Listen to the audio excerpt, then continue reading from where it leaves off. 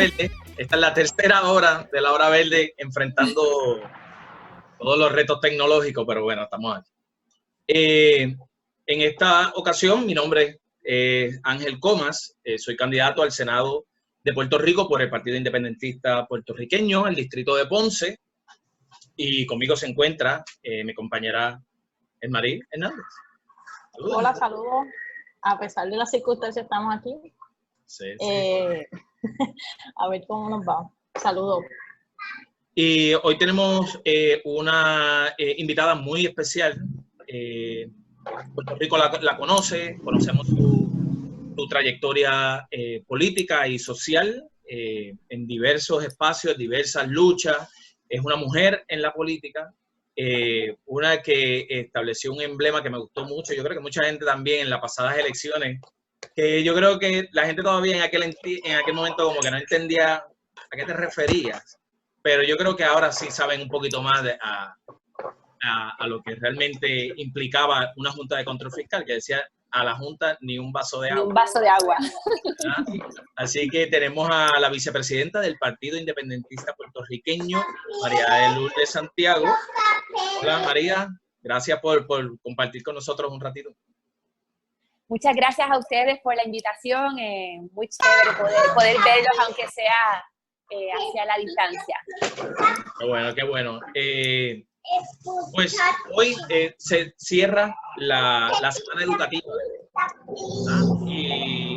y queremos felicitar y reconocer más que todo el trabajo titánico que hacen los maestros y las maestras de Puerto Rico y que han librado luchas desde décadas por hacer una educación, yo diría, ¿verdad?, emancipadora, de carácter, crítica, sobre todo que sea accesible a muchas personas que todavía en el siglo XXI no se les garantiza ese derecho a la educación, y con todo lo que está sucediendo con la Junta, la educación pública queda en entredicho, ¿verdad?, para que personas puedan tener, se le cumpla ese derecho humano. María, también hoy se cumplen 20 años de el PIB y el licenciado Rubén Berrío, que es el presidente, entrar a los terrenos que ocupaba la Marina del Ejército de Estados Unidos en la isla de Vieques. Tú participaste en esa gesta. ¿Qué nos puedes contar sobre lo que es la educación y la importancia de uno acordarse de esa fecha? Mira, Vieques era la herida abierta del colonialismo, ¿verdad? Y sin embargo, a pesar de que ya llevaba la Marina 60 años bombardeando y que se sabía del sufrimiento del pueblo viequense, como suele ocurrir en tantas circunstancias, se necesitó una tragedia inmediata para que los ojos de Puerto Rico se volcaran hacia Vieques, y eso fue la muerte de David Sanes. Ese episodio logró que la lucha de Vieques, que había estado, pues, naturalmente con los viequenses, algunas instituciones cívicas como el Colegio de Abogados, el independentismo puertorriqueño, que siempre había estado bien involucrado, se convirtió en la lucha de un pueblo completo. Y para que eso cuajara, ¿verdad?, se necesitó un esfuerzo enorme. El campamento del PIB, que inició un día como hoy, que de hecho aquel año cayó el Día de las Madres.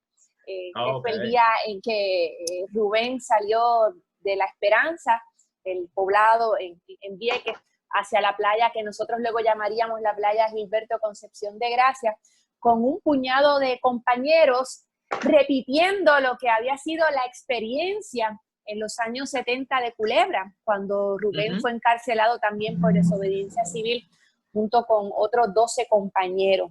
En este caso, las circunstancias en el país permitieron que la lucha se alargara. De hecho, un dato, cuando nosotros entramos a Vieques y yo participé desde el principio en los preparativos, la expectativa era que de la misma forma que en Culebra los arrestos se habían dado a la semana de comenzar la desobediencia civil, pues que en Vieques iba a ser lo mismo, porque después de todo estábamos en medio de las maniobras de la Marina. Ajá. Así que los preparativos se hicieron pensando que iba a ser una cuestión de par de días y pues los compañeros entraron el domingo junto con el grupo del PIB, entró también Ismael Guadalupe. Pasó el domingo, pasó el lunes, pasó el martes, pasó el miércoles y los arrestos no llegaban, pasó esa semana, pasó la otra y de pronto dijimos, esto es otra cosa, ¿no? Y fue sobre la marcha que se fue construyendo la disciplina que permitió que mantuviéramos un campamento ininterrumpido por 362 días. Estuvimos desde el 8 de mayo hasta el 4 de mayo aproximadamente.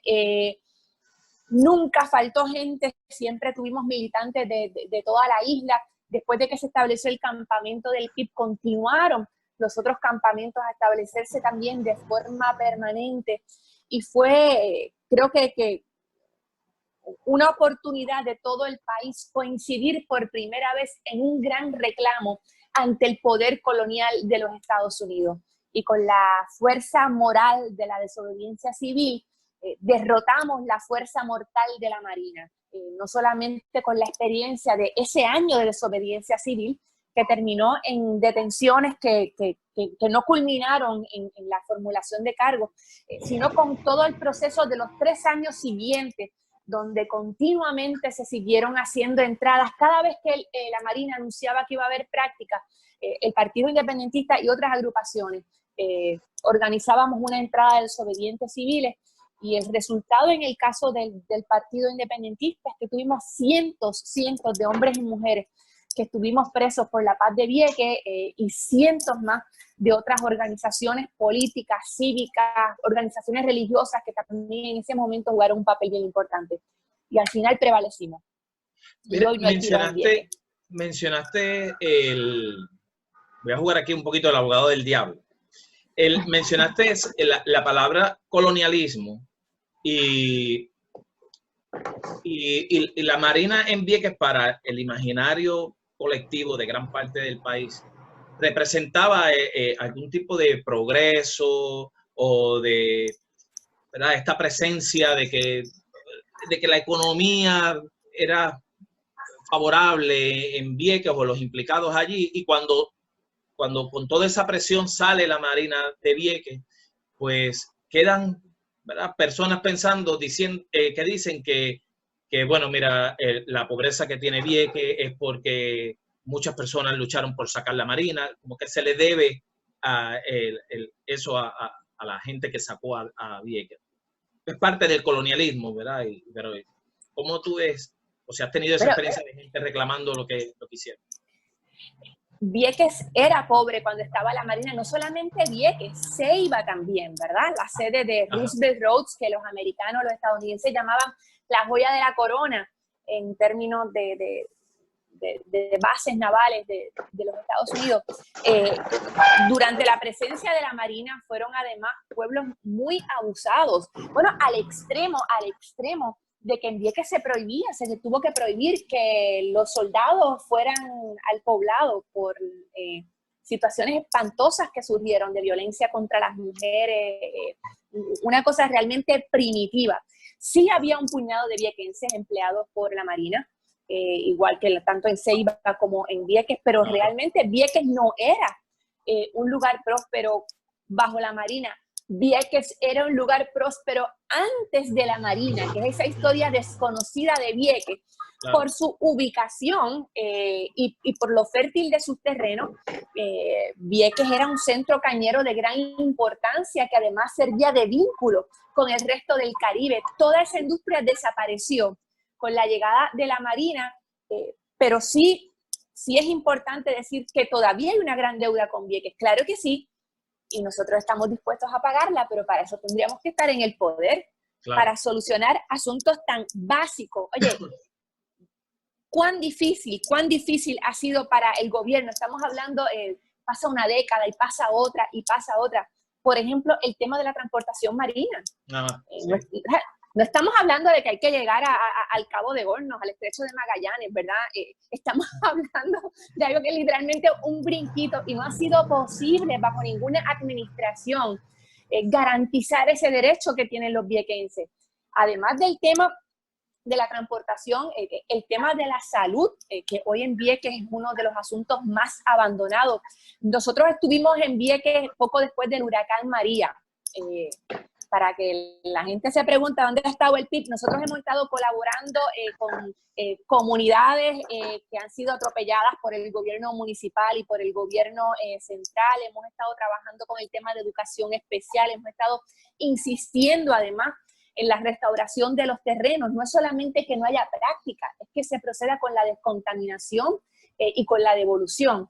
Y con el tema siempre difícil en Vieques de la salud. Después del huracán, nosotros fuimos a llevar provisiones a una comunidad con la que habíamos establecido vínculos desde mi oficina del Senado, Lucila Franco. Y aquello fue una odisea, o sea, nos tomó 11 horas llegar a Vieques.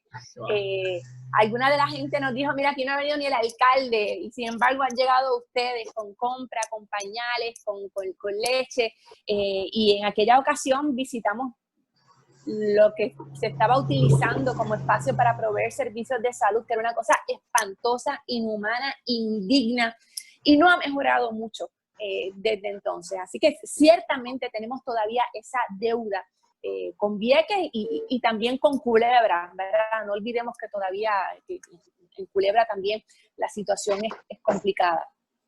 Claro. Y la situación del cáncer en Vieques es uno de los más preocupantes, precisamente por las prácticas y la radiación, la contaminación. Y ahora también lo podemos ver tan cercano como en Peñuelas, ¿no? Peñuelas, Salinas, Guayama, que llevan años también en la lucha contra la carbonera de ceniza, contra la quema de carbón, que también ha habido una alta incidencia, ¿no? en los casos de cáncer y de muchas enfermedades que ha traído pues, el depósito precisamente de este material tan nocivo y tan contaminante. Es que siempre son las comunidades pobres, ¿verdad? Ninguna de estas injusticias ocurre donde vive gente muy rica. Claro. En el caso de Peñuelas, que estuve hace unos días hablando con Víctor Alvarado y con Nolo precisamente de ese tema, es larguísima la lista de atropellos ambientales, desde la Corco, la planta de ácido, la quema de neumáticos, y el tema ambiental es uno que está inevitablemente ligado a la desigualdad social en el país. Claro, y bueno, y lo vemos ahora con la pandemia, cómo sectores que tienen los recursos pueden mitigar, ¿verdad?, el impacto del distanciamiento físico y la encerrona versus las personas que no tienen los recursos o requieren de salir día a día a trabajar para poder llevar el sustento de ese día o del día próximo. Es un ejemplo también de cómo el medio ambiente se ha alterado y cómo tiene un impacto en nuestra calidad de vida. Así es, y hay algo, yo recuerdo cuando después de María que mucha gente decía, ay, se ha destapado la pobreza. Porque hay gente que en este país de verdad se cree que todo el mundo tiene su buena casa de cemento de 3 cuartos, 2 baños y marquesina con 2 caras. Hay gente que se cree que esa es la realidad del país. Sí. Entonces, en María comenzó a verse eso, y ahora con la pandemia, de una manera distinta, pero me parece a mí que igualmente profunda, uno puede percibir las grandes desigualdades del que tenía sus ahorros para manejarse en lo que se vuelve a mover el tema económico, del que tiene algún tipo de estabilidad en su vivienda, en su forma de transportación. Esto que estamos haciendo nosotros, que nos parece, mira qué chévere, nos conectamos por Zoom y quizás pues nos quejamos, mira que la conexión hoy no está tan buena. Bueno, pues hoy hay gente en Puerto Rico, familias cuyos niños dependen de la educación a distancia, o cuyos jóvenes a nivel universitario dependen de la educación a distancia, o gente que tiene que trabajar a distancia, que no existe la posibilidad económica de que cada uno tenga su laptop o su teléfono o su computadora, o que no tienen acceso a internet. Yo he escuchado unas historias terribles, qué sé yo, de mamás que para que los nenes puedan hacer las asignaciones tienen que ir a la casa del vecino o tienen que ir a la farmacia para que le impriman las tareas, lugares en donde hay que repartir la hora disponible en el teléfono, en la tablet o en la computadora, porque hay 3, 4, 5 personas en la casa para un solo aparato. Entonces, y el tema de lo digital es un tema esencialísimo cuando queremos hablar en el siglo XXI de equidad, de acabar con la brecha social, con la democratización de la educación. El que hoy no tenga acceso a lo digital, y eso comprende tener el aparato, tener conexión a internet, ser alfabetizado digitalmente, ¿verdad? Poder manejar la información, tanto como la tableta o el teléfono.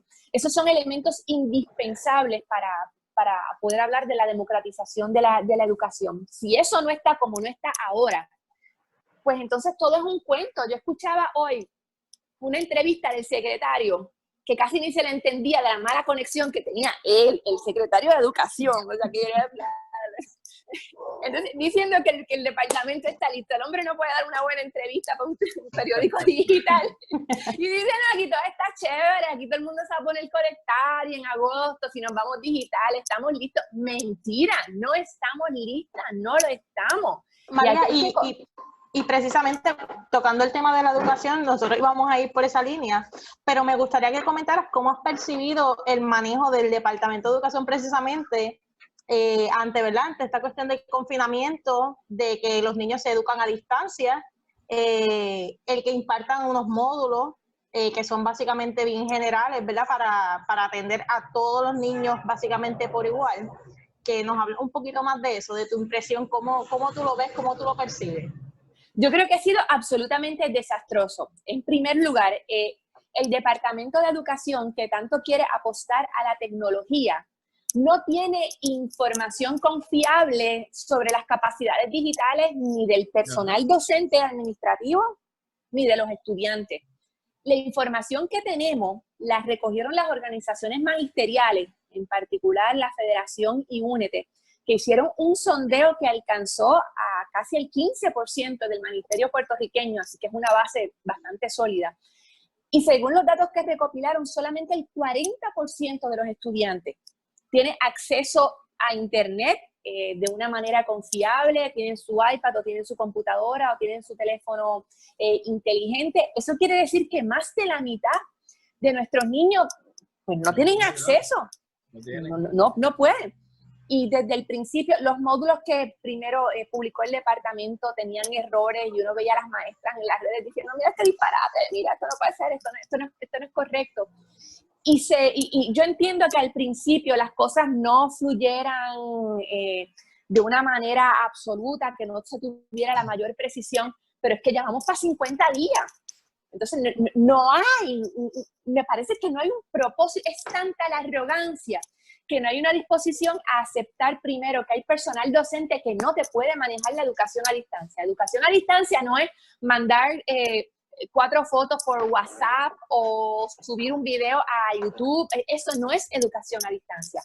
Y mi temor con esto es que el departamento utilice esta emergencia para entronizar una forma de educación que les permita prescindir de los recursos tradicionales como los salones, como las maestras, como los textos convencionales, repartir de paso unos cuantos contratos, porque es que siempre el tema de quién guisa, ¿verdad? Este es el mejor momento. Y de paso, continuar serruchando la educación pública, porque en la medida en que se le niegan recursos a la educación pública, tú condenas a la gente que menos tiene a no poder echar para adelante. Y mira, y para mí el tema de la educación pública es bien cercano, primero porque papi y mami trabajaron toda la vida para el departamento entonces era el departamento de instrucción. Mami fue una maestra espectacular. Mi hermana y yo, y papi y mami, todos nos formamos en las escuelas públicas de Adjunta y todos fuimos a la Universidad de Puerto Rico. Si no hubiera sido por la universidad pública, por la educación pública, yo no habría podido ser abogada, punto. Mis papás no me iban a poder pagar la católica o la interamericana, eso no iba a pasar. Entonces, y veo a tanta gente joven que hoy con el aumento en la matrícula, mis papás, mal que bien, con mucho sacrificio, me pagaron el bachillerato y después yo me pagué con préstamos la escuela de Derecho. Pero hoy esa es una realidad cada vez más distante de las familias trabajadoras. Claro. Entonces, el que está abajo y quiere educar a su familia no puede. El que está arriba, a ese no se le mueve un pelo. Esos están bien, esos pueden poner a sus hijos a estudiar donde quieran. Entonces se perpetúa el dominio de una clase que tiene gran poder económico, mientras se aseguran con el desamparo de la educación pública que los que estén abajo no puedan progresar. Yo recuerdo No, que al principio del mal manejo de la pandemia aquí en Puerto Rico, se coló, porque, como dice Naomi Klein, la doctrina del shock, estos escenarios son perfectos para que estos gobiernos comiencen a pasar por debajo ¿verdad? La privatización de distintos sectores, y en este caso la educación. Yo recuerdo del representante Jun, se me olvida el apellido. Rivera, Jun Rivera. Jun Rivera. Triste recordación. Sí, sí, sí. Por eso hay que cambiarlo todo.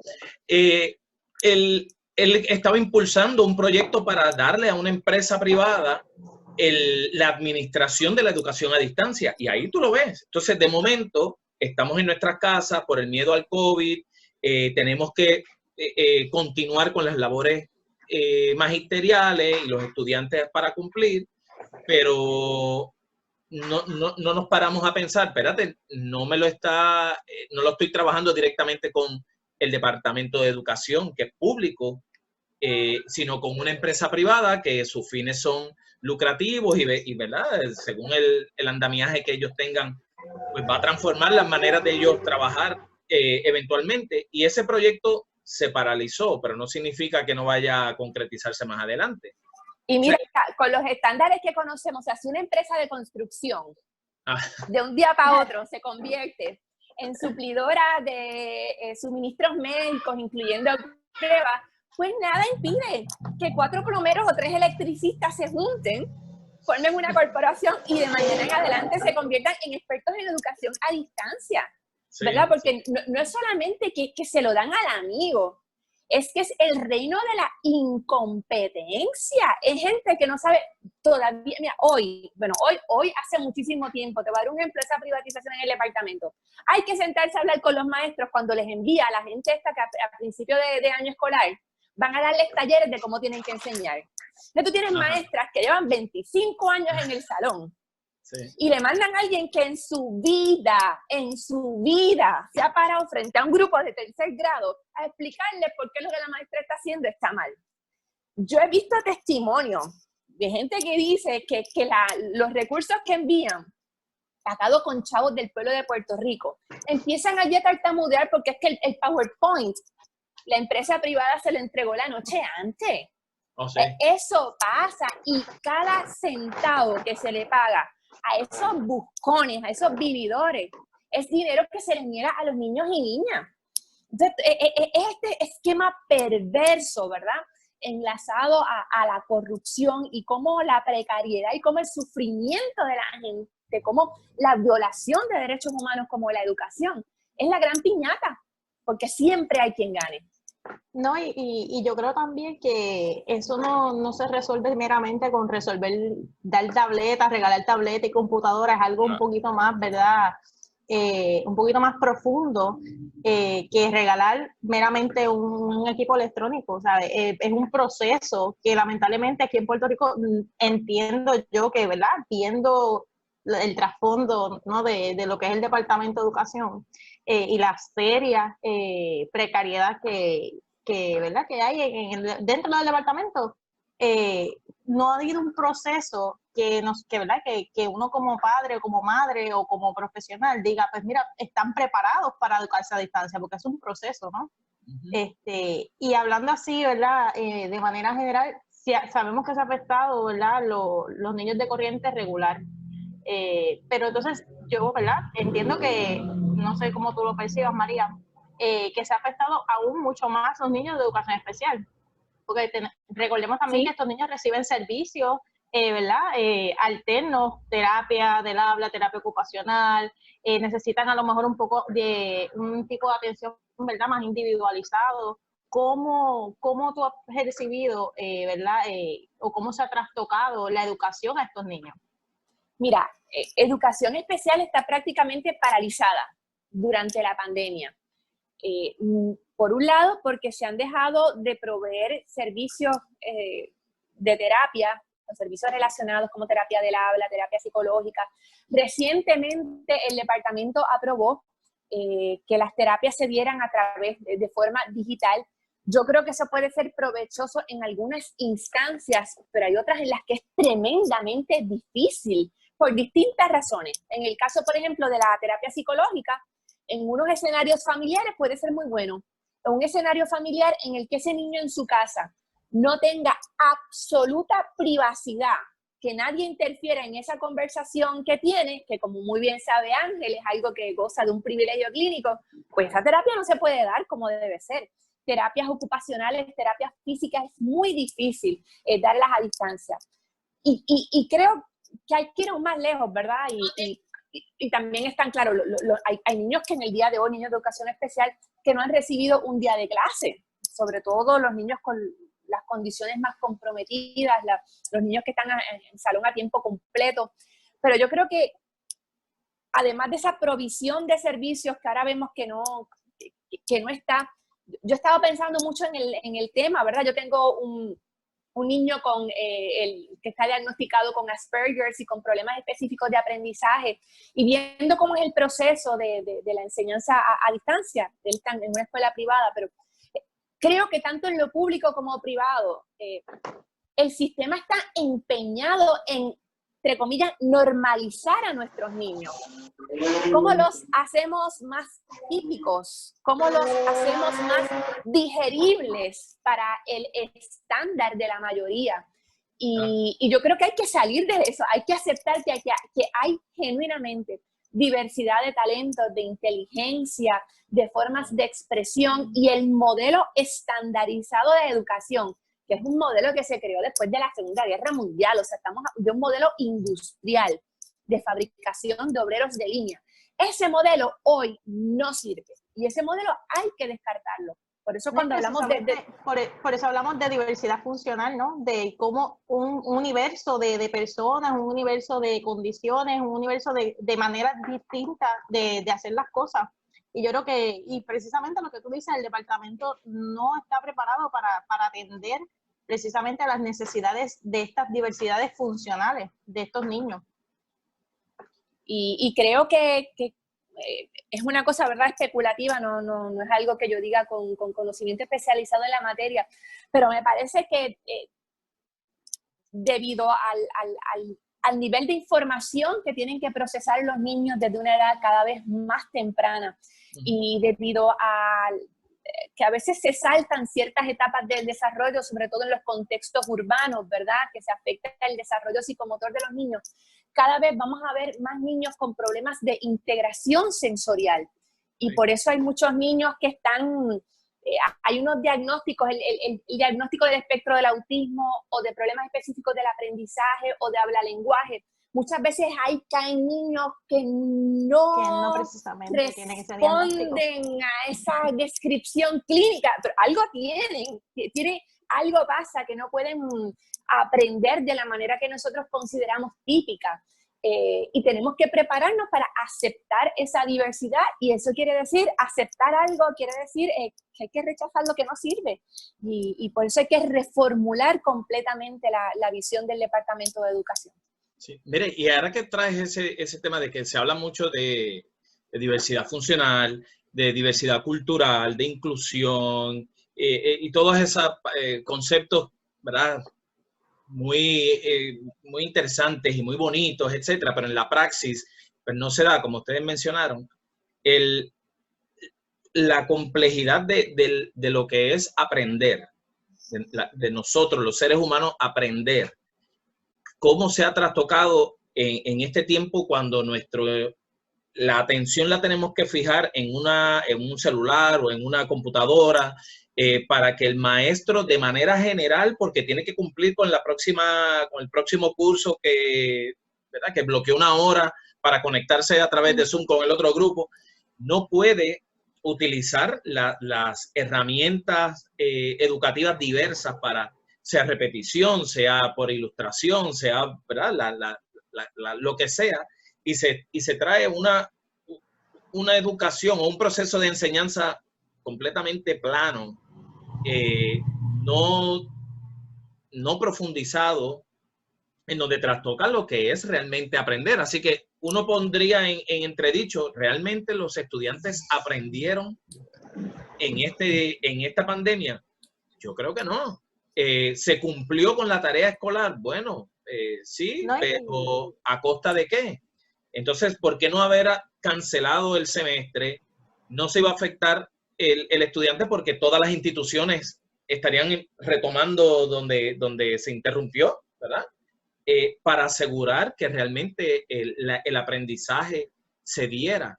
Y claro, dentro de la complejidad de los distintos modelos de aprendizaje, pero desde una educación bancaria no podemos dar atender esa diversidad. Y que es algo, no es que es algo que esté pasando en Ponce, en Mayagüez, no en Utuado, es que es algo que está pasando en el planeta, o sea, Ajá, claro. está pasando en el planeta. Y yo veo la gente aferrándose a cosas que no tienen cabida en el estado de emergencia que crea una pandemia. La fijación, por ejemplo, con que no se podía pasar de grado a todos los niños. Pero ¿por qué no? O sea, ¿cuál es el problema? Yo te digo más. Yo creo que en estas circunstancias, la adjudicación de calificaciones puede resultar en una injusticia bien grave porque el sistema de notas se diseñó para tú medir cómo personas en condiciones iguales o más o menos iguales se desempeñan. Y cuando estamos hablando de una situación que lo que hace es poner al destape la desigualdad, entonces se piensa que si las cosas no se terminan como se hacían siempre, que igual se hacían mal, pues que entonces el mundo deja de girar. No. Y hay que contestar un montón de preguntas ahora de cómo es que el departamento va a rebobinar el semestre próximo. Creo que esa es una asignatura pendiente que el departamento, ahora te digo yo, el departamento no quiere hacer esa asignación, no quiere. Ajá, exacto. Pero entonces, hoy salió una noticia que de un proyecto que querían establecer que no más de 15 estudiantes por salón para cumplir con el distanciamiento mientras dure la crisis de salud. Pero Mercedes Martínez de la Federación dijo, bueno, es que ese debería ser el modelo más allá de la pandemia, para entonces poder cumplir con una educación individualizada, en donde tú puedas realmente profundizar en lo que es eso. Es contradictorio porque cerraron planteles escolares, o sea, hace poco cerraron escuelas y ahora necesitarías más salones precisamente porque vas a tener grupos pequeños, pero vas a tener gran concentración de estudiantes. Así que básicamente se han contradecido, ¿no? El magisterio ha sido un reclamo tradicional de mucho tiempo, el que se reduzca el cupo de los salones. Ahora se está planteando que sean 15 en atención al espacio físico, pero hay unas consideraciones más allá de lo inmediato. Ahorita hablábamos de educación especial. En Puerto Rico, cerca del 39-40% de los niños y niñas en el Departamento de Educación Pública son parte del programa de educación especial. Es un porciento altísimo. Y cuando cualquier especialista hace recomendaciones, cuando tú ves lo que dice la inmensa mayoría de los PEI, el programa educativo individualizado, que se supone que sea el contrato entre el departamento y la familia sobre qué servicios va a recibir esa niña o ese niño, una de las primerísimas recomendaciones es que no estén en salones de más de 10 o 15 estudiantes. Y esto recordando que más del 70% de los niños de educación especial están en corrientes regulares, están con sus pares cronológicos, ¿verdad? Con los niños y niñas de su misma edad, independientemente de las competencias académicas. Entonces uno pensaría, caramba, que olvídate tú de la pandemia que llegó ahora, que con la reducción poblacional que se ha documentado, en lugar de utilizarlo como la excusa para cerrar escuelas, hubiera sido la razón más que justificada para tener salones con menos estudiantes que permitan esa educación individualizada y digna. Yo creo que es importante enfatizar que el proceso de aprender tiene que ser un proceso que respete la dignidad humana. Entonces, no hay dignidad ni para los estudiantes ni para las maestras cuando el departamento te impone unos mapas curriculares, que esto es lo que tienes que hacer, porque es lo que tienes que hacer. Cuando atosican al maestro con trabajo burocrático que no tiene nada que ver con lo que está pasando en el salón, cuando en el Capitolio y en todas partes dedican recursos inmensos de tiempo, de dinero, para hablar de estructuras administrativas y nadie tiene el corazón para ir a ver lo que está pasando en el salón de clase. Porque se gastan todos los años un reguerete de millones en las pruebas estandarizadas, meta, la prueba puertorriqueña, según el año, como le quieran llamar según el año. Oye, ¿y para qué sirven esas pruebas? Porque si tú me dices que son un instrumento que a partir de la medición, las que resultan, pues que podemos echar para adelante, pero no, cada vez es peor. Entonces, ¿por qué no gastamos ese dinero? Para tener más profundo en la conciencia del país que nuestros nenes no puedan aprender. Eso es lo que quieren transmitir. Creo que eso es parte de ese proyecto perverso. Pues sería transformar todo lo que implica la educación del país. Pero ¿cómo lo podemos lograr? ¿O cómo podemos comenzar a hacerlo dentro del aparato colonial que es otro que nos aguanta a realmente transformar el Departamento de Educación? Mira, primero, no hay que aprobar ninguna ley. Esa fue mi insistencia cuando se aprobó la Ley 85 de reforma educativa.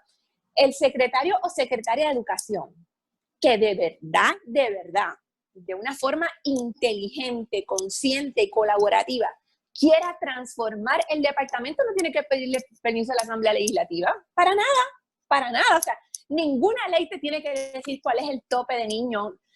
Las cosas malas que están pasando en el departamento no es porque hay una ley que dice y vas a privar de terapias a los niños que lo necesiten. Al contrario, la ley dice que se lo tienes que dar. La Constitución de Puerto Rico dice que hay que garantizar una educación que propenda al pleno desarrollo de la personalidad.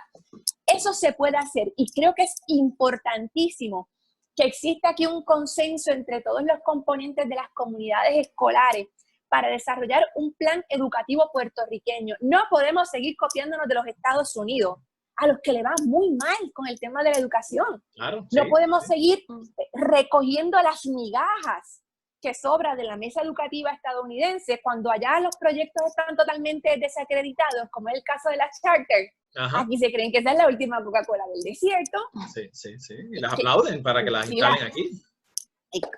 Aquí el departamento se impone a veces limitaciones a partir de legislación federal o alegando que cumplen con legislación federal, cuando en realidad pueden tener más latitud, más espacio para hacer las cosas. Yo creo que es importante que ese proyecto utilice diversidad de métodos de aprendizaje. El departamento ha hecho ha dado un paso tímido en el caso de las escuelas Montessori, pero también está la educación Waldorf, también está la educación por temas, que es lo que se utiliza en muchos países nórdicos que ahora son como Finlandia, ¿verdad? Que son ejemplos. Los niños no tienen que estar todos haciendo lo mismo a la misma vez, no tienen que estar segmentados estrictamente por edades. Tiene que haber una mayor integración de las destrezas que se necesitan para aprender, porque en el siglo XXI, ustedes son más jóvenes que yo, pero ¿verdad? Cuando yo estaba en la escuela, pues química era que tenías que embotellar la tabla periódica, ¿verdad? Había 7 cosas que uno tenía que aprender. Hoy el conocimiento se hace obsoleto con tanta rapidez y probablemente mi generación fue la última que estudió una cosa pensando que a eso se iba a dedicar el resto de la vida. Esa no es la realidad hoy. Entonces hay que desarrollar, hacer que florezca, que los niños y niñas aprendan a aprender. Pero insisto, desde algo que no sea impuesto, desde algo que sea voluntario, que sea digno y que respete la diversidad. Yo, ¿verdad? Pues que vivo con un adolescente diagnosticado con Asperger's, es auténticamente otra forma de ver la vida. Y eso lo necesitamos, porque nuestra humanidad es mucho más compleja que el molde en el que nosotros estamos con tanta complacencia ajustados, ¿verdad? Yo creo que muchos de estos niños con diversidad funcional llaman la atención a esas otras partes de nuestra humanidad que el sistema quiere mantener apagado. Sí, aceptar las diferencias, ¿no? Que cada cual tiene una manera particular de realizar tareas, de ver el mundo. Y precisamente hablando así del Departamento de Educación y demás, un tema que ha trascendido en estas últimas semanas ha sido precisamente el tema de los comedores escolares. Queríamos saber, ¿verdad? Más bien no la postura, sino cómo crees que se ha trabajado de la mejor manera la apertura de los comedores escolares. Hubo que llevarlos al tribunal, ¿verdad? Y fue después que el caso fue erradicado, que eventualmente se desestimó en parte, pero yo dudo mucho que el Estado hubiera dado ese paso de abrir los comedores si no hubiera sentido la inmensa presión que vino de las comunidades y de distintos sectores, sobre todo a través de las redes.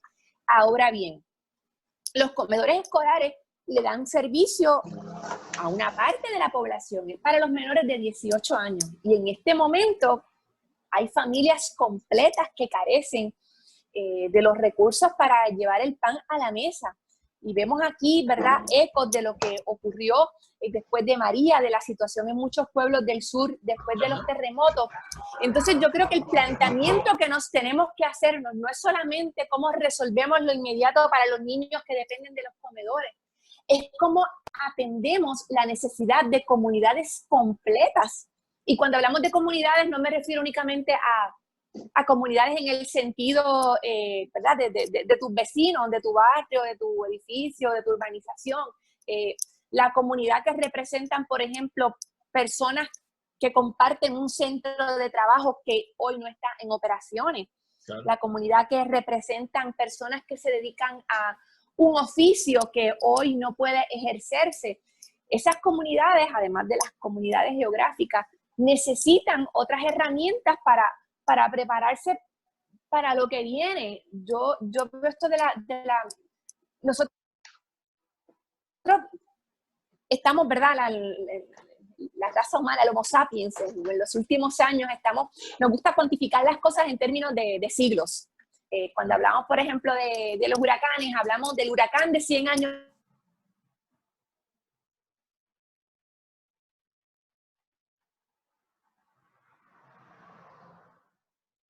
Parece que tuvo... Se perdió la conexión. Se congeló la comunicación. María, ¿estás ahí?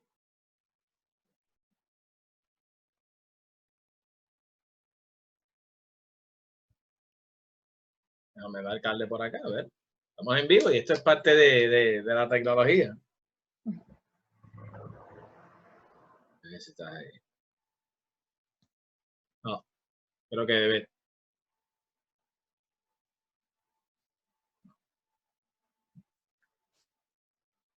Pero fíjate, en lo que María regresa, el tema de los comedores, sí, está profundamente, te iba a preguntar, o comentar, eso es otra evidencia de la pobreza que vive en Puerto Rico, en donde al no poder abrir por decreto del gobierno los comedores escolares, hay familias pasando hambre.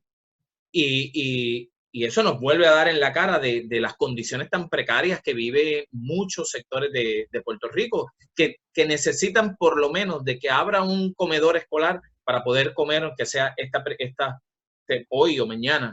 Y eso es un tema de pobreza bien profundo que se toca someramente o simplemente se ignora. No, y no tan solo los comedores escolares han tenido que salir, ¿verdad? Organizaciones y hasta personas en su figura, ¿verdad? Como personas a donar alimentos. O sea, que la necesidad es mucha y los recursos son pocos. Sí, que de primera se podría ver como que, bueno, es una medida, que recuerdo al principio, por temor al contagio, ¿verdad? Y pues se podía entender, pero a la medida que pasó el tiempo, uno decía, no, espérate, el cierre de los comedores y el hambre no es tanto por el... y no espera, el hambre no espera. Como estábamos hablando, yo creo que fue la vez anterior, en el video anterior que hicimos del trabajo, cuando hay hambre, ¿verdad? Lo único que el hombre siempre tiene, como bien dijiste la otra vez, que es el hambre y el sueño. Y cuando hay hambre, el hambre no espera. Sí.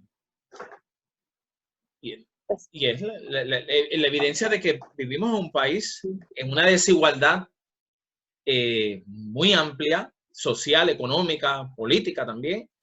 Y de eso, ¿verdad? Fue el trabajo, la columna que escribiste relacionado a educación, pero tiene todos los matices, ¿verdad? Sociales y económicos que mucha gente sufre, y los que estamos por el momento flotando quizás o paliando un poco la crisis, no estamos exentos a vernos en algún momento como ellos.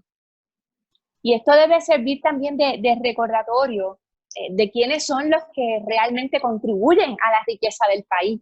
Claro.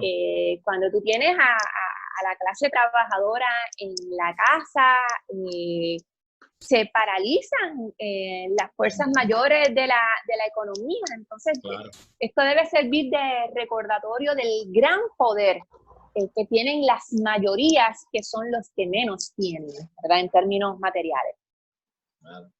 Y viendo eso, que ya la violación de derechos a la educación, a la alimentación, ¿verdad? Que tenemos que ir hasta un tribunal para que manden, que abran comedores cuando debe ser el desprendimiento humano genuino, porque hay gente en necesidad, pues en este país pues no se ve así, por lo menos de parte del gobierno, ¿no? Cuando comenzó en marzo el toque de queda, claro, se tomaron unas medidas muy, muy estrictas, tan así que mucho más que las de los estados en Estados Unidos, pero por ahí también se colaron unas limitaciones de derechos constitucionales, que yo recuerdo al principio la gente pues decía, seguro que sí, que deberían apretar más, había gente diciendo que deberían implementar hasta la ley marcial por el miedo de que la gente estuviera en la calle y se contagiara, ¿verdad? Y el contagio fuera mayor. El foco fue hacia el Departamento de Salud y el manejo de la pandemia. Pero esos derechos constitucionales se trastocaron y no se han hablado más. ¿Cómo lo ves como abogada, como política? ¿Qué se está diseñando para el Puerto Rico próximo, cuando se están lacerando, y este gobierno ha sido experto en legislar y mover su política contra la Constitución? Mira, yo creo que el mejor ejemplo de cómo esa disposición a utilizar la fuerza de la ley está prejuiciada en términos sociales y económicos es el incidente de ayer con la clase graduanda del Colegio Perpetuo Socorro, sí, que decidieron reunirse, montar la caravana, algunos con mascarilla, otros sin mascarilla, sacándose fotos, van a la playa y no les pasa nada. Eso fue en Perpetuo Socorro. Ajá. A 5 minutos de Perpetuo Socorro fue aquel primer incidente que se grabó a la Policía Municipal de San Juan. Había como 10 patrullas para detener a un señor en bicicleta. Ah, sí. Sí, al principio sí. Una cosa digo, bueno, pero si esta gente no puede manejar a un señor desarmado en bicicleta, que puede ir para el supermercado, para otro sitio, yo no sé, pero si se necesitan 10 patrullas, ¿de qué estamos hablando? O sea, esta es la gente que nos protege a nosotros. Y tú ves esa desigualdad de lo que pasó en la caravana, el arresto de Giovanni Roberto, que si no se hubiera ejercido la inmensa presión que se ejerció, lo iban a acusar. Claro. Tú vas a los policías así todos jaquetones, diciéndole al de la guagua, eso no te tienes que ir, y diciéndole a Giovanni, pues vamos a ver ahora si tu arresto es inconstitucional. Esa actitud. Entonces ves a los nenes de Perpetuo que están todos chili, con su foto y poniendo a Facebook. Y dice, Dios mío, esto está pasando todo en lugares, ¿verdad? Que no hay 15 minutos de distancia entre uno y el otro. Y vemos como pues en este sistema hay unos que son más iguales que otros. Y eso, de nuevo, son las cosas con las que tiene que poner al país a pensar que hay unas libertades que no podemos rendir. Yo creo que en general la gente aquí ha sido súper cumplidora. Aquí la mayoría de la gente se ha ajustado a las medidas del aislamiento. Claro. Y el Estado lo que está utilizando es la emergencia para ver hasta dónde pueden llegar con la represión, hasta dónde pueden seguir empujando. Por un lado, ves cómo operan las fuerzas del Estado, por un lado con esa represión que está en manos de la policía, ¿verdad? El abuso del poder físico de la policía, y lo ves por el otro lado con las estrategias de privatización, con la corrupción, ese circo de las vistas de la Comisión de Salud, toda esa gente que se para allí a poner en evidencia su incompetencia, su falta de decencia, de humanidad, en un tema literalmente de vida o muerte. Pues esas son, ¿verdad?, las fuerzas del Estado en su peor expresión, en un momento en que lo que necesitaríamos es un Estado solidario, un Estado que responda por la gente más vulnerable. Pero trascendió, ¿verdad? Pasó una ley que a mí me llamó mucho la atención cuando estaban esto de los derechos inconstitucionales, que una orden ejecutiva no tenía esa facultad en ley, ¿verdad? Que estaba la división de poderes, etcétera. Pues uno pensaría, bueno, por aquí tenemos, ¿verdad?, cómo defendernos y seguir reclamando para que no trastoquen los derechos constitucionales.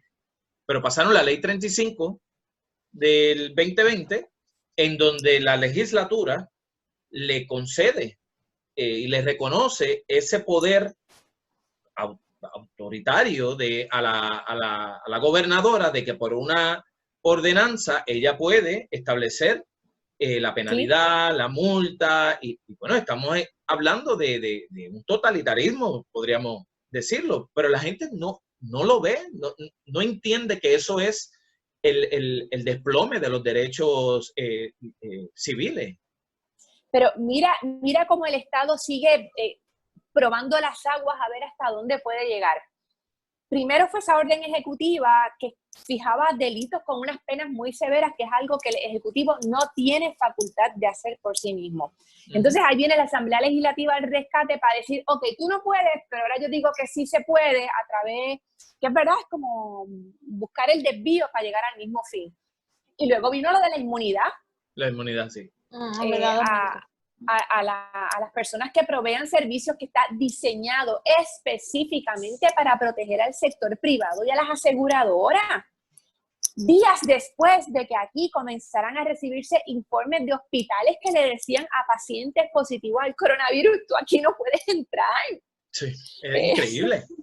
Médicos que le estaban llegando a gente a sus oficinas o a las salas de emergencia y no les mandaban a hacer la prueba. Unos casos de negligencia, pero crasa. Es todo para estar en línea con el gobierno y la negativa a extender la realización de pruebas. Entonces sale la orden ejecutiva diciendo, no, pues yo ahora le doy inmunidad a todos. Y sabiendo a conciencia que era en exceso de sus poderes, porque es que el par de días radican los proyectos y la resolución conjunta para tratar de corregir algo que yo no creo que haya sido una metida de pata. Yo creo que es de verdad tratando de medir hasta dónde pueden llegar, y por eso es que es importante la protesta de la forma en que sea. Hoy no podemos salir a piquetear o a marchar, pero están las redes. Está la forma de ejercer algún tipo de presión. Eso funciona, y esas reacciones del Estado, teniendo, ¿verdad?, que contraerse, que retirar esa forma brutal de avanzar, son una muestra de que hay que hacerse sentir, de que eso tiene efecto, de que vale la pena. Y yo creo que la gente, digo, lo he visto en las redes sociales, el malestar ante todas las medidas tan brutales que han tomado este gobierno, no solamente ahora con la pandemia, hace unos meses, desde enero, con los terremotos, de cómo trabajaron y abandonaron a muchas comunidades aquí en la región suroeste, diciendo, llenándose, ¿verdad?, y pasando por ahí muchas fotos y que estaban trabajando con el Departamento de la Vivienda y de la Familia, y realmente esas comunidades, muchas de ellas quedaron, ¿verdad?, a su suerte.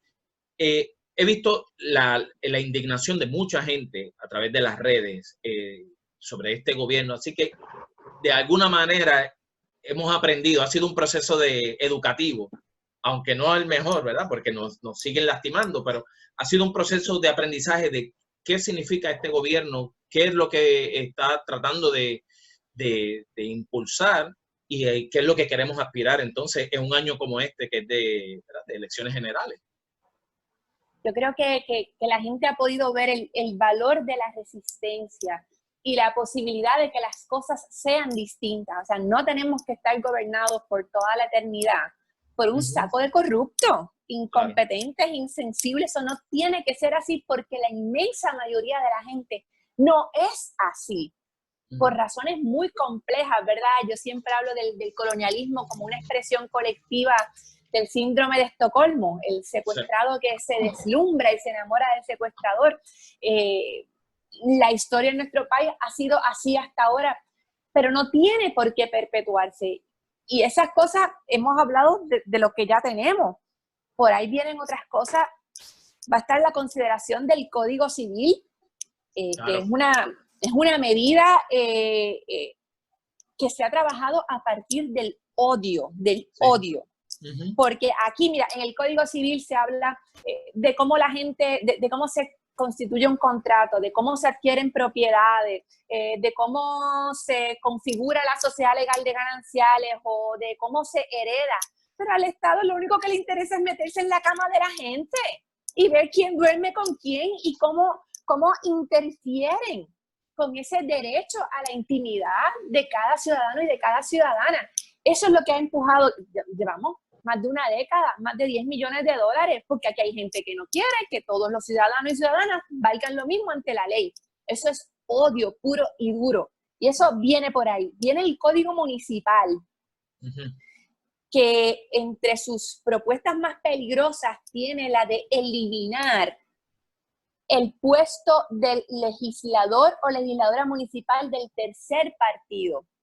Actualmente, como se constituyen las legislaturas municipales, los legisladores corren en plancha con el alcalde, gana la legislatura del partido del alcalde, luego viene el PNP o el PPD en su posición de minoría, dependiendo del número de legisladores del pueblo, con 2 o 3 legisladores, y al tercer partido se le concede un espacio para que haya esa representatividad y ese balance.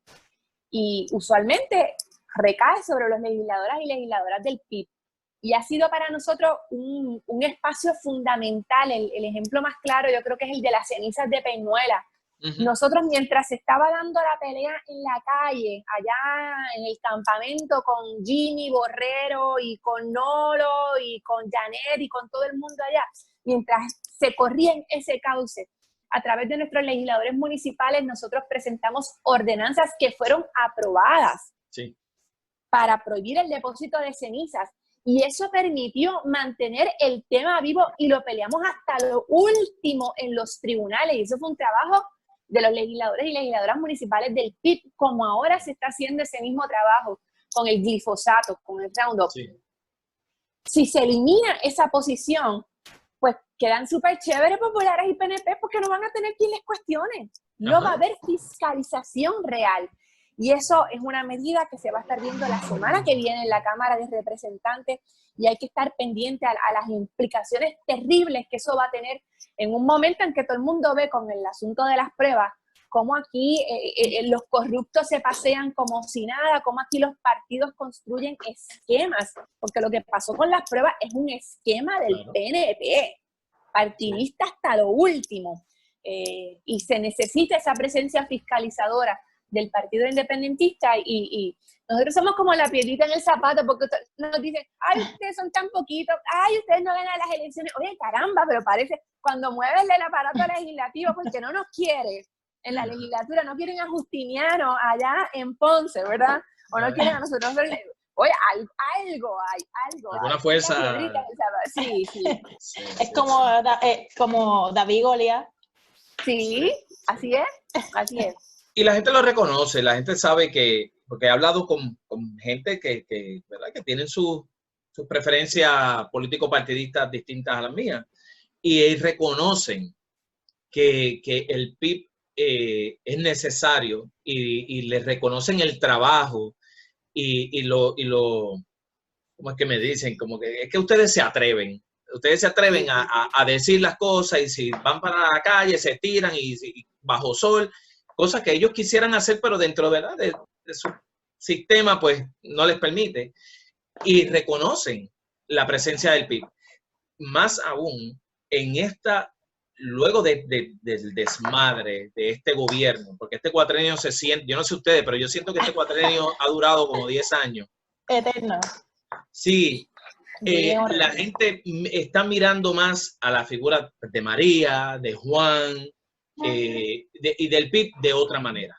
Porque dice, esta gente, claro, pues por distintas razones no han estado en el poder, pero es evidente que el Partido Popular y el Nuevo Progresista no pueden, no gobiernan a favor del pueblo, son corruptos y todas esas cosas.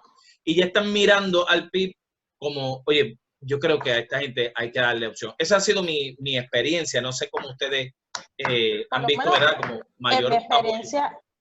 Yo también he tenido la experiencia de que conozco personas que no son del PIB y me dicen específicamente de ti, María, que te adoran. Me dicen, a mí me encanta María de Lourdes y no son del PIB. No son del PIB. Y yo creo que ese respeto se lo han ganado, ¿no? Con la militancia, con las acciones más bien que hablan más que cualquier otra cosa. Y los legisladores, ¿verdad? Llegamos a Cámara y Senado con los votos de personas que no son del Partido Independentista. Y eso nosotros lo agradecemos y lo valoramos mucho. Y es importante que ese voto mixto, que ese voto por candidatura continúe. En estos días hemos tenido un ejemplo espectacular de lo que es la presencia verde allí en la legislatura con Denis Márquez, que está repartiendo de arroz y demás. Sí, no.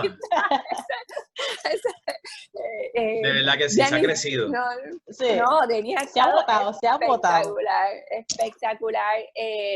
Con los 5 minutos, porque eso es lo grande, ¿verdad? Si tú tienes una hora para interrogar, pues, y Denis con sus 5 minutitos ha llevado a la gente a decir, sí, es verdad, yo conté de fulana porque es PNP, sí, es verdad, nosotros nos conocemos del partido, sí, es verdad, yo tenía que haber hecho lo que decía el inciso 4 y no lo hice.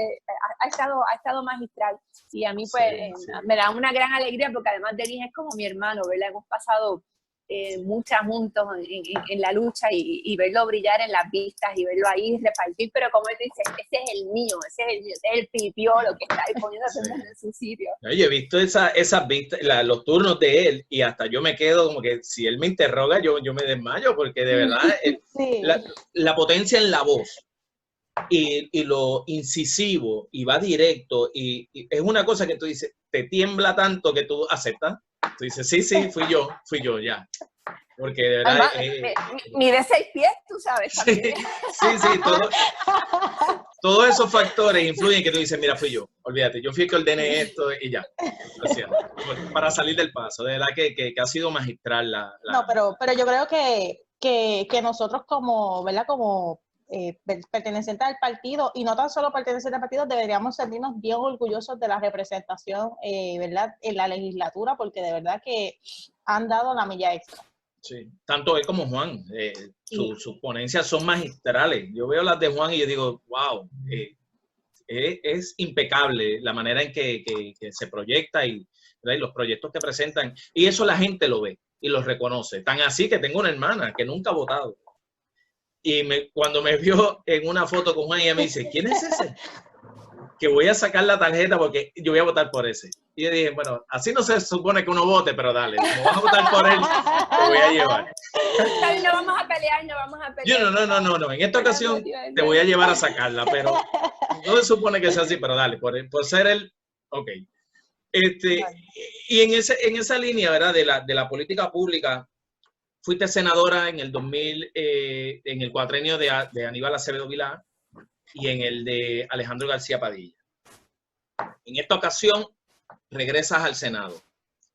¿Cómo te ha pasado por la mente con todas estas cosas, María, la renuncia del gobernador, los terremotos, la pandemia, Puerto Rico, la crisis, la Junta? ¿Cómo tú miras esto como candidata al Senado? Dice que yo ¿y cómo desarrollas propuestas dentro de este panorama tan complicado? Dice, ¿cómo es tan esto? complicado. ¿Qué país me enfrento?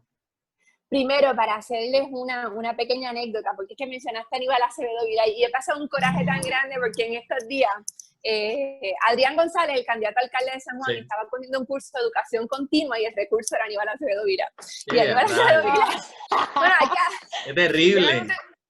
cuando necesitas los créditos, te matriculas en lo primero que aparece. Sí. Pero está Aníbal Acevedo Vila explicando, como si fuera la gran cosa, que cuando el tema del IBU, que él sabía que el % que se iba a aprobar era el 5.5, que eso era lo que se había aprobado en la Cámara, y confiesa que se combinó con Kenneth McClintock para que en el Senado se creyeran que era el 7 y pasara como el 7, y que nadie se dio cuenta. Mira, y a mí me ha dado, porque de los momentos más difíciles que yo he pasado en política fue cuando los populares y PNP se pusieron de acuerdo para ese 7%, y yo estaba peleando allí yo solita, pero a puños y bofetadas, gritando. Me acuerdo que estaba presidiendo Orlando Parga, y yo, señora presidenta, ya tengo que leer. Y me apagaron el micrófono y el proyecto se dio sin debate, porque cuando yo hablara, que más nadie quería hablar, cuando yo hablara iba a quedar en el récord legislativo cuál era el % que había aprobado la Cámara. E iba a ser imposible aquello para lo que se combinaron Aníbal Acevedo y Kenneth McClintock, según confesiones de Aníbal Acevedo Vila. Para que la gente vea, o sea, que mucha mugre hay en ese liderato que está dispuesto al engaño y después a decirlo como si tal cosa. Sobre lo que yo esperaría para el próximo cuatrienio, mira, yo creo que en este momento toda posición electiva tiene que ser una plataforma de desafío. Tú comenzabas hablando de la frase que yo usé en la campaña pasada de a la Junta ni un vaso de agua, ni una gota se le puede dar a esa gente. No sé. Después de 4 años de aprobada promesa, ¿verdad? Se cumplen ahora el 30 de junio. ¿Dónde es que estamos? El país no ha avanzado ni un poquito, al contrario. Claro. Todo es retroceso, más pobreza, más deuda, mayor emigración, menos servicios públicos. Entonces, los espacios, como los espacios legislativos, tienen que servir, me parece a mí, para 3 propósitos. Tienen que ser ese espacio de denuncia de lo que está mal. Claro. Como tú decías, que la gente nos vea los pipiolos, uno va para adelante, uno no le tiene miedo a nadie, a nosotros no nos amordaza nadie. Tienen que ser también un espacio para presentar propuestas que, aunque en el momento quizás no tengan la resonancia que uno quisiera, pero mira, ahora todo el mundo habla de un plan universal de salud con un sistema de pagador único. Eso lo radicó como proyecto legislativo el Partido Independentista Puertorriqueño hace un cuarto de siglo. Y este año, Denis presentó la versión modificada, modernizada, completa, con pelos y señales. O sea, no es que estamos diciendo 4 cosas generales, no. Una cosa bien pensada, bien trabajada. Así que el tema de la ley de costa. Sí. Espérate, salió una cosa porque me estoy quedando sin batería. El tema de la ley de costa. Somos nosotros quienes hemos propuesto esos temas que poco a poco van engranando en el país. Y finalmente, los espacios en la Asamblea Legislativa también tienen que ser espacios de servicio a la gente. Las personas van a las oficinas legislativas del PIB porque saben que uno les va a escuchar, porque saben que hay sensibilidad, que hay solidaridad. Así que yo voy con mucho entusiasmo. Yo creo que cada cuatrienio tiene su personalidad. Creo además que el paso del tiempo afortunadamente no es en vano y que además de las canas, ¿verdad? Que ahora se nos notan muchísimo a todos con los pelos largos porque no podemos ir al beauty. A mí es más en esta área. que además de eso, pues yo creo que llega una comprensión distinta de las cosas y una voluntad siempre renovada de trabajar y a eso es que yo voy con mucho entusiasmo. Quiero estar allí en el Senado con Denis en la Cámara, para dar candela cuando hay que darla, pero también para echar este país para adelante. Y bueno, y es importante porque, ¿verdad? Tu trayectoria y todo eso, pero el hecho de una mujer en la política también ¿verdad? Es importante. ¿Cómo has visto, ¿verdad? Si miraras a tu trayectoria de una mujer en la política en Puerto Rico, con todo este sistema, ¿verdad?, patriarcal. ¿Cuál es la importancia de la mujer en Marí, que es candidata a la legislatura municipal en Ponce, de la plancha de legisladoras en Salinas, que es toda de mujeres? Todas mujeres.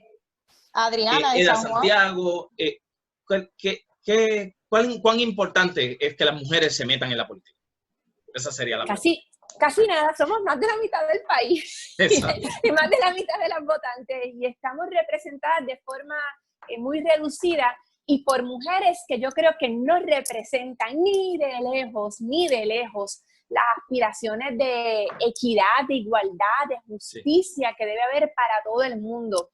Por el contrario, algunas de las mujeres que están en la Asamblea Legislativa son las gatilleras de la desigualdad.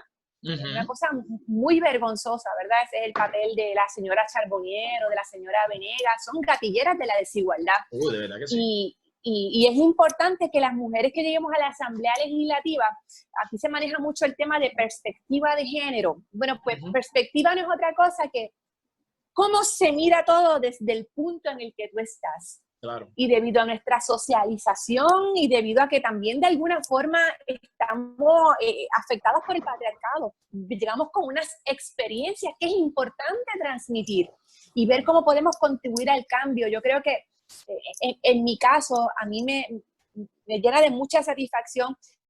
Yo creo que yo fui la primera persona, bueno, no te digo yo en el Partido Independentista, la primera persona en la Asamblea Legislativa en hablar para el récord abiertamente a favor de las comunidades LGBT, cuando aquí como muchos se manejaban unos términos, ¿verdad?, muy discretos de equidad, y yo empecé a hablar, todos los derechos para todos los amores, para todos los ciudadanos y para todas las ciudadanas, la plenitud de derechos que tiene que garantizar el país. Y creo que esa fue una aportación que había que hacerla. Y el tema de la mujer en la política, hoy me preguntaban que cómo yo me las arreglaba para manejarlo todo. Pues no me las arreglo porque una no puede manejar todo. No puede. No puede ser la diosa doméstica que prepara comidas de 3 platos y postres y cosas, y ser la madre perfecta, y estar en la calle, y estar en la oficina, y hacer el trabajo. Yo lo de la cocina es lo que menos atención le presto, aunque me gusta mucho, pero la faceta, ¿verdad?, de la vida pública y de la maternidad es bien difícil de conjugar, es bien difícil. Y son sacrificios que hay que hacer, y yo miro atrás y a veces hubiera querido estar más para mi hijo en algunos momentos. Yo creo que todas las mujeres, no solamente las que estamos en política, ¿verdad?, todas las que tenemos profesiones que requieren mucho tiempo, llevamos con nosotras ese pesar. Pero son cosas que tienes que hacerlas porque es que la decisión la tienes que tomar, no como una decisión de vida, es una decisión de cada día, hoy qué hago, hoy a qué le doy prioridad. Y es muy difícil manejarlo todo, pero creo que en el balance estoy contenta. Mi hijo es un pipiolo, es una cosa, bueno, mi hijo empezó a ir a la escuela, se ponía la gorra del partido. Y uno con la cosa de, mira, que no vayan a decir que yo mando a este nene al colegio con una gorra. Y digo, José Julián, ¿no tienes otra gorra? Y me dice, ¿y cuál es el problema? ¿Cuál es el problema? Y yo digo, ¿en verdad cuál es el problema? ¿Cómo que te digan? Entonces, así que él va con su gorra y tiene en cada mano un brazalete de Juan Dalmau gobernador. Bueno, está claro. Y me dice que tenemos que sacar a Wanda de Fortaleza inmediatamente. Está muy claro. Está muy claro. Mira. María, y verdad, hablando así un poquito más de la cotidianidad, muchos te conocen por la figura política, ¿no? Por el Partido Independentista, pero ¿verdad? Es bien pocas las personas que conocen quién realmente es María de Lourdes. Así que me gustaría como que antes de que termináramos este live, que nos hablaras un poquito de ti, de quién es María de Lourdes, de dónde viene María de Lourdes, por qué María de Lourdes está en la política. Pues mira, yo soy de allí, del ladito de ustedes, de Adjunta. Yo me crié allí, en una casa de populares, pero del corazón del rollo, pero una cosa fuerte. O sea, para mami existen existía, mami murió el año pasado, ¿verdad? Dos figuras fundamentales, el Papa y Muñoz Marín. Y eso es porque mis papás vienen de un entorno muy pobre, fueron criados por sus madres en tiempos en que no había pensión alimentaria ni nada de eso. Y realmente crecieron dentro de las oportunidades que para ellos venían, porque estaba el Partido Popular. Así que yo con papi no peleo de política. Porque pues nada, le respeto Claro. su espacio. Además, él le enseña a la gente a votar mixto. Él coge papeletas y le hace una cruz bajo la pava y una cruz al lado mío y se la lleva a los amigos. Así es como tienes que votar. Tengo una hermana mayor, Carmen, que es la legisladora municipal del PIB aquí en San Juan, es candidata representante por el precinto 1. Ha sido siempre muy, muy maternal conmigo. Tengo la dicha de que vivimos muy cerca, lo que es muy bueno no solamente en términos afectivos, sino porque es que es una cocinera, pero del otro mundo. Entonces, pues de vez en cuando para acá llega, tú sabes, su arroz con longaniza, su pasta, planes, pero somos súper unidas y nos hablamos todos los días y tenemos una relación bien, bien, bien estrecha. ¿Qué más te digo? Estudié drama en la Universidad de Puerto Rico. ¿Sabes que yo estudié drama también? Tú también. Y eras buen actor porque yo era mala. Excelente. No, es que yo realmente lo que quería era ser actor. Y ¿verdad? Una anécdota, mi papá me decía, no, para San Juan tú no vas y yo no te voy a pagar la universidad para que seas actor. Y yo, pues está bien, no, me voy a estudiar otra cosa, voy a estudiar comunicación. Y pues mi papá, ¿verdad? Me pagó el hospedaje y toda la cosa. Y eso fue para el 99, que los diplomas te llegaban por correo. Y a mí se me olvidó, yo me gradué, y se me olvidó la cosa del diploma y llega a casa la caja de la universidad. Y papi tiene como él es el hombre de la casa y yo me llamo igual que él, pues cada carta que llegue, así sea con el apellido de mami, que son cartas para mí, él dice Ángel Comas, yo lo tengo que abrir. Entonces él abre la caja y era el diploma. Y él lo abre y dice el bachillerato en drama. Me acuerdo como hoy me llama al cuarto y me dice, pero tú me dijiste que estabas estudiando comunicaciones, ¿por qué aquí dice drama? Y ahí le dije, pues tú sabes que eso era lo que me gustaba. Y bueno, él por poco me da con el diploma, pero sí, me gradué de drama porque realmente quería. Luego me fui a los Estados Unidos, a Nueva York, a profundizar un poco más en el oficio, porque realmente yo quería emprender una carrera en las artes teatrales. Y es que me encanta el teatro. Y cuando te escuché en el episodio de Radio Independencia, que eras de drama, yo dije, mira, pues tenemos que montar algo y quizás yo pueda decir, o sea, la frase a la que aspiran todas, la cena está servida. Exacto, sí. Sí, podemos hacer algún tipo de representación, no sé. Algún sketch. Tenemos gente bien talentosa, tenemos gente muy buena. ¿Y pero, te gustó el teatro? ¿Por qué llegaste al teatro? En realidad yo quería ser maestra y comencé a tomar los créditos en pedagogía, pero me convencí de que era muy complicado. Los compañeros mayores del departamento de drama tenían unas vidas duras, ¿verdad? Haciendo sus cositas los fines de semana, trabajando como maestros, muchos de ellos. Y pues pensé entonces que otra cosa uno puede estudiar y como que por inercia caí en la abogacía, pero no era como que yo decía, quiero ser abogada. Lo bueno es que Fernando Martín dice que el diploma de Derecho es como un catre, que tú lo tienes y lo puedes abrir en cualquier sitio, y para algo te sirve. Y estuve muy brevemente en la práctica privada. Tuve una crisis cuando yo defendía bancos hipotecarios y tenía que llevar unos casos en que había que quitarle la casa a una gente y a mí solo me dejaba dormir, pero literalmente yo me enfermé, o sea, físicamente enferma. Yo no puedo hacer esto. Y así fue que yo empecé a trabajar entonces con Víctor García San Inocencio, que en ese entonces era nuestro portavoz en la Cámara. Víctor fue de verdad una escuela, esa oficina, un sitio donde yo aprendí mucho, y una cosa fue llevando a la otra.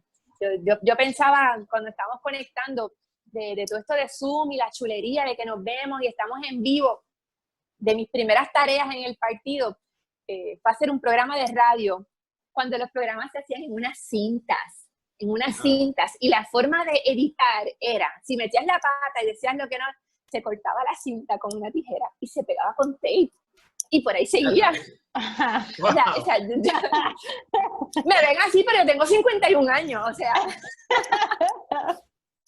Así que yo llegué, ese fue el último. Me lo dice y me imagino una cosa como que nunca jamás pensé que fuese así. Bueno, yo me acuerdo de la cinta. Del siglo pasado. Sí, bueno, yo no estoy muy lejos de ti, yo tengo 45 y yo recuerdo los 8-track y los cassettes, eso papi las escuchaba y pues yo no vi la nada evolución de eso. Yo no vi nada de eso. Sí, cuando se enredaban esas cintas uno sufría, uno le dolía el alma porque ya era lo que había, no la podías cortar. Mi hijo me pregunta, yo le explico que no había internet cuando yo era chiquita y me dice, o sea que no había electricidad. Bueno, no tanto, no tanto. Wow. Pero bueno, de ahí es que vengo. Pues desde entonces, llevo 20 y pico de años vinculada al partido. Tengo un hijo de 16 años que es arrebatadoramente guapo. Lo dice todo el mundo, no es que lo diga yo de madre. Comparto mi vida con un militante del partido que ustedes conocen, ¿verdad? Con Orlando Flores, arrestados como 15 veces en Peñuelas, y sí. defensor de todas las causas justas. Sí. Creo que es importante, ¿verdad? Con la vida que uno lleva, estar con alguien que comprenda cuán profundo es el compromiso con lo que hacemos y pues que tenemos que ir más allá del entorno inmediato, que tenemos una responsabilidad con la patria. Pues mira, antes ¿verdad? de ir cerrando, mucha 10% gente, me queda. 10%, sí. Esta capitita. Mucha gente, ¿verdad? Como te mencioné ahorita, de que estaba mirando al PIB ya de otra manera, encuentran la barrera de lo que implica la palabra independencia, ¿verdad? Y esto es histórico, ¿no? Para personas que se estén sintonizando, que no sean independentistas, ¿verdad? ¿Qué sería Puerto Rico independiente en términos económicos, de educación, de salud? ¿Qué posibilidades tenemos si diéramos el paso a ser un país libre, ¿verdad? Y superar ese miedo colectivo, ¿verdad? Que se nos ha inculcado por el colonialismo. ¿Y qué programa político presenta el PIB para atender, ¿verdad?, esas necesidades? Mira, bajo la independencia y solo bajo la independencia es que serían posibles las cosas que quieren mucha gente que no es independentista. El tema de las leyes de cabotaje, por ejemplo, pues, si no es con la independencia, no hay forma. La posibilidad de comerciar con otros países, de decidir nosotros lo que queremos. Hablábamos ahorita por encima del tema de las cenizas. Bueno, pues ahí tenemos el reto, ¿verdad?, de las limitaciones que puede presentar el gobierno federal. En medio de la pandemia, el que no pudiéramos controlar nuestra frontera. Claro. Cuando el huracán, que no pudiéramos requerir la ayuda de otros países, que no podamos tomar medidas para proteger nuestros negocios. ¿Qué mató a las farmacias de la comunidad? Walgreens y el pleito que llevaron al Tribunal Federal. Porque antes de ese pleito, antes de que los Estados Unidos nos obligaran a aceptar a cuanta farmacia quisiera venir, en Puerto Rico teníamos un instrumento que eran los certificados de necesidad y conveniencia para detener el avance del comercio extranjero y proteger lo nuestro. Hoy nosotros no podemos adoptar ninguna medida proteccionista para proteger el comercio, la industria, la agricultura. Yo creo que la mejor imagen es la que hace el economista Francisco Catalá, de que la independencia, cada fórmula de estatus es una caja de herramientas. Y la caja de herramientas de la estabilidad y de la colonia, lo que tienen son 4 clavos mohosos. En la caja de herramientas de la independencia hay un chipping hammer bien brutal y hay instrumentos de medir y hay todo tipo de cosas modernas, útiles. Y es importante la imagen de la caja de herramientas porque nosotros tampoco decimos que es que yo te garantizo que con la independencia mañana este es el paraíso terrenal. No, las herramientas hay que saber usarlas. Claro. Y tienen que estar en manos de gente capaz, de gente con voluntad de servir. Pero si no tienes las herramientas, no importa cuán bueno sea, no puedes levantar el edificio con tus manos y las 3 tablas rotas que te da el ELA y los 4 tornillos de la estabilidad, no se puede. Para levantar esa gran estructura necesitamos todo ese equipo y la gente que esté dispuesta a echar para adelante el país. Porque en última instancia, mira, lo que queremos es mandarnos nosotros mismos, que las decisiones las tomemos nosotros, que no tengamos que vivir sometidos a la voluntad y a los intereses de otras personas. Si gana Juan Dalmau a la gobernación, pues no, Puerto Rico no va a ser independiente mañana, pero vamos a gestionar un proceso de libre determinación que nos permita hablarle con claridad al país y que emplace a los Estados Unidos, que tanto se jactan de que son los paladines de la democracia y de la justicia, y por un lado a nosotros nos tienen sometidos de una manera infame y por otro tienen a los mismos de ellos muriendo por docenas en medio de la pandemia, porque es un sistema que está basado en el lucro y en la voluntad de los más poderosos. Y eso no es lo que nosotros queremos para Puerto Rico. Bueno, pues yo creo que ya podemos ir... Ya podemos ir cerrando. Cerrando porque le quedan 10%. Antes de que se nos quede sin carga María de Lourdes, le queremos realmente agradecer la oportunidad, ¿verdad?, de hablar con ella en esta ocasión. Le agradecemos el tiempo y nada, y esperemos que en alguna otra ocasión se repita. Muchas gracias a ustedes y muchas felicidades por tener este espacio. Yo creo que hacía mucha falta. Lo hacen súper, así que gracias. Que sean muchas horas verdes, muchas horas verdes. Sí, hacen falta muchas. Pues de mi parte, ¿verdad? Quiero pues, felicitarlas a ambas en el Día de las Madres, ¿verdad? Y a todas las mujeres, tanto del partido como las madres puertorriqueñas, mis hermanas, ¿verdad? Y mi propia madre. Así que feliz Día de las Madres a ustedes. Y a María reconozco y admiro mucho su trabajo, su conocimiento, su inteligencia, y de verdad que para nosotros es un orgullo que seas, ¿verdad?, una de las líderes de nuestro partido, ¿verdad? Y que rompen los esquemas de lo que es la mujer en Puerto Rico y a lo que debemos aspirar hombres y mujeres, ¿no? Así imagínate cuando tú estés en el Senado al lado mío representando al distrito de Ponce. Para los que nos escuchen, que no se olviden que nuestros anfitriones, María es candidata a la legislatura municipal en Ponce y Ángel es candidato al Senado por el distrito, así que gente buena tenemos de sobra. O sea, nosotros tenemos gente para cada posición electiva en el país. Lo que necesitamos es la oportunidad para demostrar que las cosas pueden ser distintas, que este país puede ser mejor. Así es. Así va a ser. Bueno, pues gracias María, a todos los que nos pensaron, nos pueden conseguir por Facebook, Twitter, Instagram, YouTube, como La Hora Verde PR, y ya entonces, ¿verdad? Nos veremos en una próxima ocasión, y nada, muchas gracias. Nos vemos. Hasta la próxima. Nos vemos. Nos vemos. Bye.